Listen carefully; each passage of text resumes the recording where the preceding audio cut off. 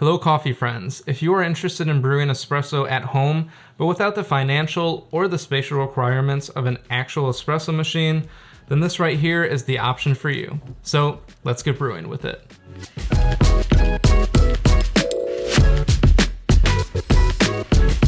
Hello, my name is Stephen Holm and I'm with Homegrounds. Whether you're an expert coffee brewer or brand new to brewing your own coffee, our website has plenty of articles that can help you brew and enjoy better quality coffee right at home. I'll leave a link in the description below to our website, but also if you're new around here, be sure to subscribe to our YouTube channel so you don't miss out on any of our future videos.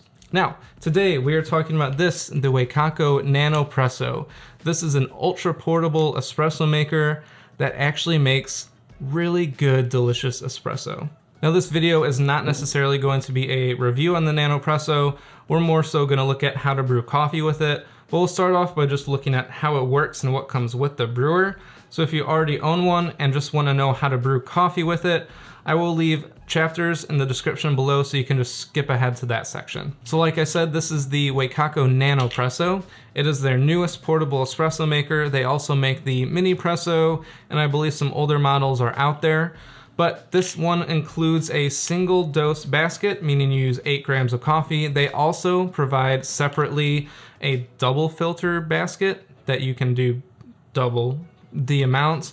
And they also have an attachment that you can use pods with it. I don't have experience with either of those, but you should just know that they are available. Now, one of the beautiful things about this brewer is everything you need to brew espresso is right here, besides, of course, hot water and coffee. So I'll take this apart and show you all the different components.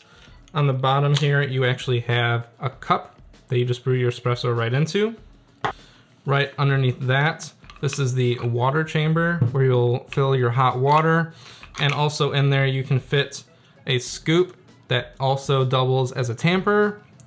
And then there's also a cleaning brush that gets stored in there. Next, if you unscrew this top portion, this is where your filter basket goes. So there's our basket right here, nice and simple. And then this is where your espresso is going to come out of, here at the bottom. And right here you have the little thing that pops out and that engages the pressure in the brewer. I forget the exact number, but Wacaco claims that this produces about the same amount of pressure as an actual espresso machine. I have no way of testing that, but I can say based on my experience using this brewer that I get very similar results to that of using an actual espresso machine. So how this brewer actually works is very interesting.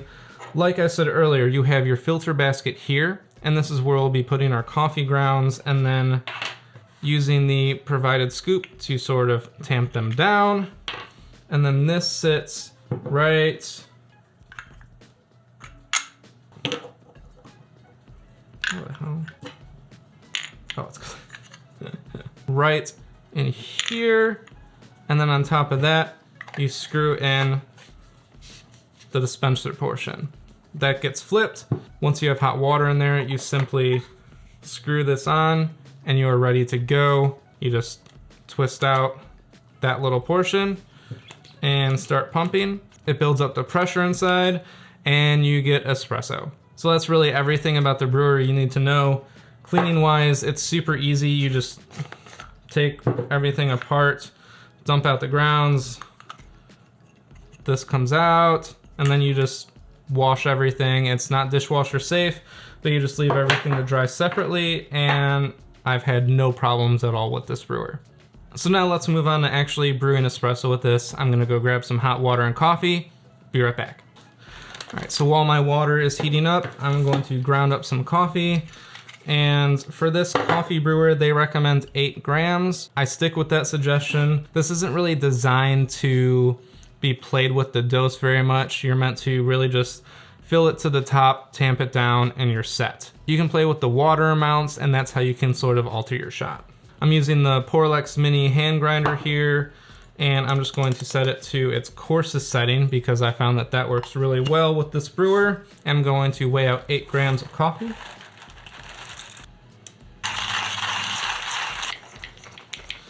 All right, now my only sort of quirk with using this brewer is getting the grounds into this little basket. I do recommend utilizing the scoop getting all of the grounds into the scoop, placing the filter on here, and doing this little quick flippy motion. But my problem also is trying to get the grounds from this into the scoop, which is just because I only have this grinder at the moment. So now I can press that on here, do a quick flip, make sure everything's sort of settled. So I'm going to sort of take this and try to distribute it as much as I can, just sort of trying to level out that bed of coffee grounds before I tamp, so I'm tapping an even surface. We're going to set the scoop right on top here, tamp down as evenly as possible, and now we are ready to brew. So I'm going to put this in here, make sure this portion is screwed on nice and tight so that you don't get any leaks, and I need water. So here's where we can kind of play around with our shot and dial it in a little bit. You can adjust the amount of water you use. Wacaco recommends a minimum of 50 grams of water and a maximum of 80 grams. They say that up to the fill line is 80 grams, but you have to remember we're brewing a single shot here. So if I'm using 8 grams of coffee in, usually I would try to get around 16 grams of brewed espresso liquid out of there. I like to start with a 1:2 ratio. If you're interested in learning more about that, check out our espresso basics video, which I will link right up here. For this brewer in particular, I'm going to be using 40 grams of water. That's gonna give me a little bit more than a 1:2 ratio, but I find I sort of like that with this brewer. It doesn't seem too weak or watery for me. And just for fun, I will weigh out how much liquid actually ends up in the cup, just to show you how much water we're losing in the brewing process. So I'm going to add my water, 40 grams exactly. Screw that onto here. Now I need a timer. And Wacaco recommends 1 pump on here per second. I've had good results with that, so we're gonna stick with that. So here we go, let's brew espresso. 1, 2, 3, 4, 5.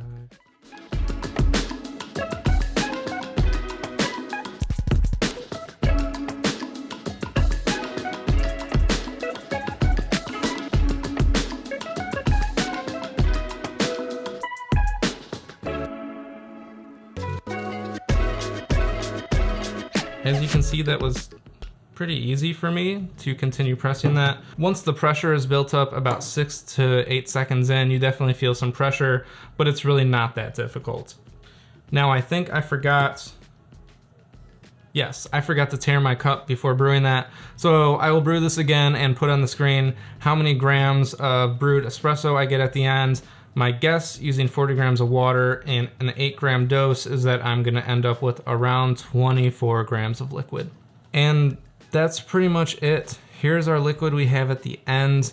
You actually get a very nice crema, better than any other alternate espresso machine methods that I've used. I know the flare is another really popular one for home brewers. This is right up there, I believe, with the flare and offers a more portable option. Yeah, this is delicious. It tastes just like the espresso that I make on my Breville Barista Express here at home. If this was my only espresso brewer, I would probably personally opt to purchase the Barista Kit, which is the one that includes the double basket. It gives you a bit of a bigger water reservoir up here, just because I usually drink a double shot either on its own or using a cappuccino or a cortado or something like that. This is delicious espresso, and it's portable, it's cheap at around $70, I believe, for one of these.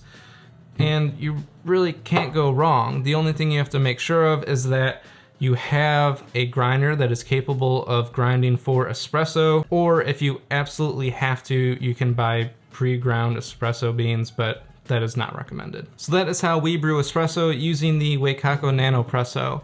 I hope that this video was helpful for you, whether you are just looking to buy this brewer and you don't have one yet, or you've been using it for a while and are just looking for the best recipes to get out of it. If you have your own recipe that you love, leave it in the comments down below. We'd love to hear how you enjoy using this brewer. So that is all for today. Until next time, happy brewing.